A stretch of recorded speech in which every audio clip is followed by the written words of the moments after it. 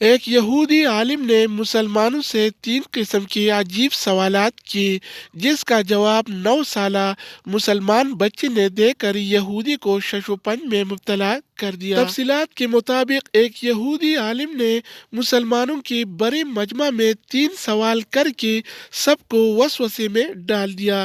سوال نمبر 1: اللہ ایک ہے تو اس سے پہلے بھی کوئی ہوگا؟ سوال نمبر 2: اگر اللہ ہے تو اس کا چہرہ کس طرف ہے؟ سوال نمبر 3: اللہ اب کیا کر رہا ہے؟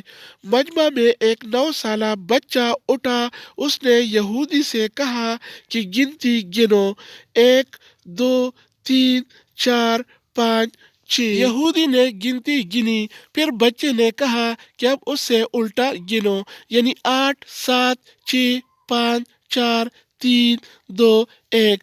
جب یہودی الٹا گنتی کر کے 1 پر پہنچا تو بچے نے کہا کہ اب 1 کے پیچھے کیا ہے؟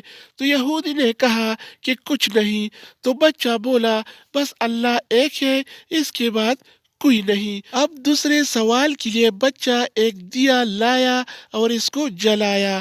اب بچے نے یہودی کو کہا کہ ذرا تو بتاؤ اس دیے کی روشنی کا منہ کس طرف ہے؟ تو یہودی نے بولا، چاروں طرف۔ بچے نے جواب دیا، اللہ نور ہے اور چاروں طرف ہے۔ آخر میں بچے نے تیسرے سوال کا جواب دیتے ہوئے کہا کہ اللہ اس وقت ایک 9 سال کے بچے سے ایک یہودی عالم کو ذلیل کروا رہا ہے۔ اس طرح یہودی عالم نے 9 سالہ بچے کے اس طرح کے جوابات سن کر حیران ہو گئے۔